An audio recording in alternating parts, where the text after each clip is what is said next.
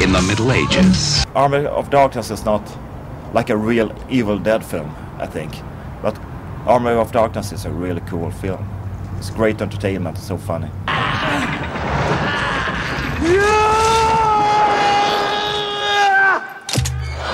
The Evil Dead franchise had moved on to a situation where it was no longer suitable for a product like this to have an R rating on it, and thus prohibiting the amount of young people who could go and see it. Obviously, what the producers wanted to do was they wanted to make it something that had a little bit of the Evil Dead feel about it, but was generally an adventure, a big action movie, because it needed to recoup the amount of money they spent on it.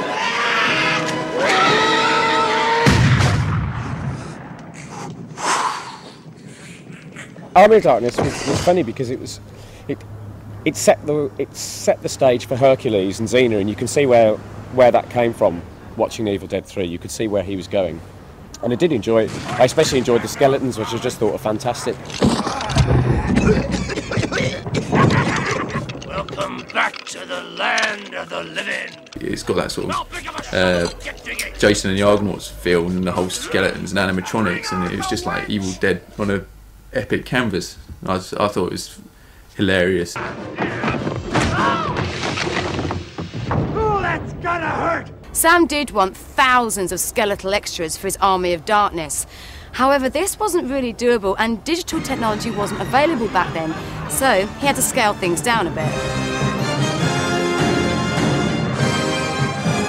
Had Sam had the sort of use of the future technology, like CGI, then perhaps the hordes of, zombies that we were expecting might have been quite interesting, but like 20 extras in the background really didn't cut it.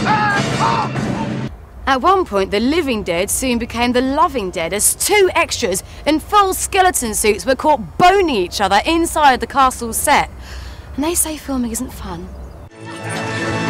We got plans for you, girly girl! In fact, I had started publishing The Dark Side just before the third Evil Dead movie came along, and we were getting reports that it's having problems. The reports were really based around the fact that there was some sort of meddling going on with the ending, but it was too bleak, and the preview audiences didn't appreciate it very much. Well, again, I mean, when you sell your soul to the Hollywood studios, you have to play by their games, really, don't you? I'll swallow your soul!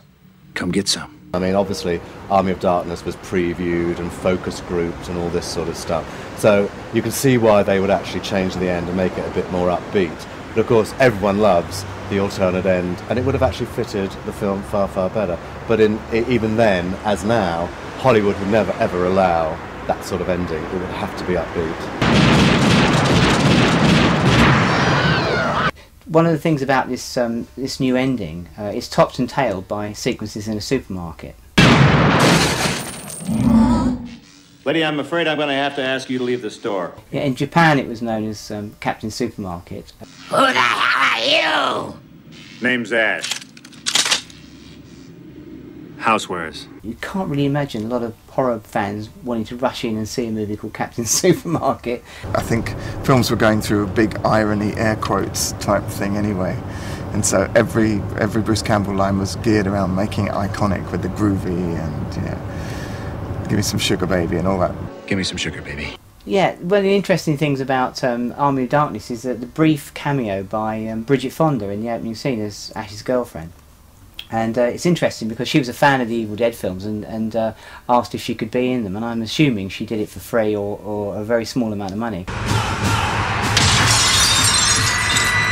And of course that paid off for her career as well, because she went on to feature in one of Sam's better sort of latter day movies, Simple Plan.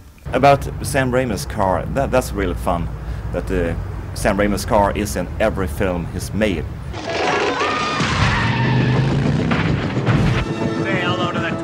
Century. It's possible, I guess, that Bruce Campbell's got an element of Elvis about his character, because he plays Elvis in Bubba Hotep, the new Don Coscarelli movie, and I think it's maybe the Army of Darkness gives him a bit of a dry run for it, at the end, where he sort of says "Hail to the King, baby," Hail to the king. Hail to the king, baby. Bit of Elvis and everyone. I think we'd all love to see Evil Dead 4. Like that's got to be up there on our wish list with the fourth Living Dead movie from George Romero. But what worries everybody, I think all fans, is that if you went back there now, how would you do it? I mean, would it be now?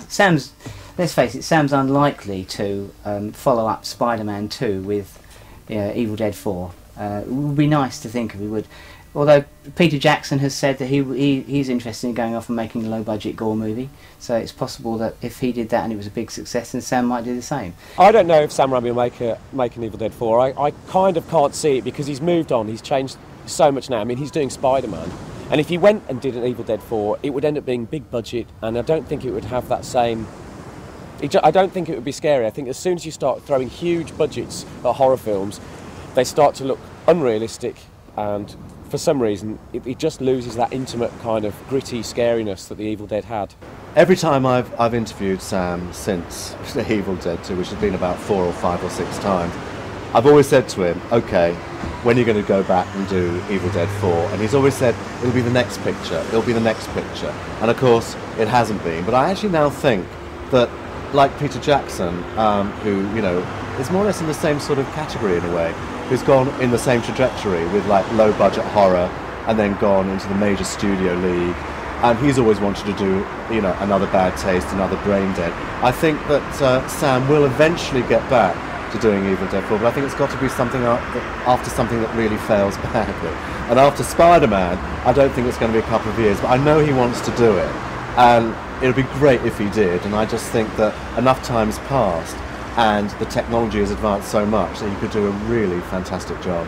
There is so much scope there for a fourth one, for a fourth Evil Dead movie, because you could take it off in all manner of directions. Anything goes with this series. It could go back to the original for scare value, or could take it any time in the past or future. I reckon the obvious answer is that the fourth one is going to be like thousands of years in the future, post-apocalypse. Hopefully not too Mad Max-ish, but with sort of weird aliens and zombie creatures roaming the earth and things like that. And I reckon that's what Sam should do. I think forget Spider-Man 3, Evil Dead 4. So, Evil Dead 4.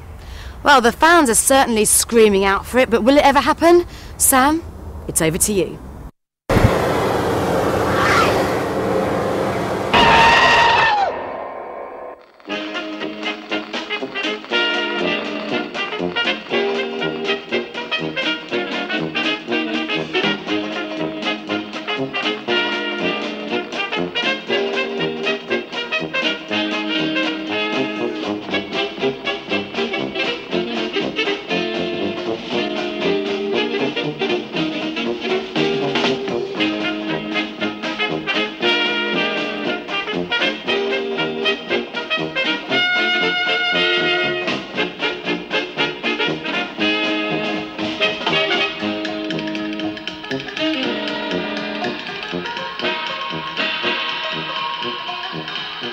And if you're aching to find out more about the phenomenon that is Evil Dead, you can read all about it in Bruce Campbell's fantastic book, If Chins Could Kill.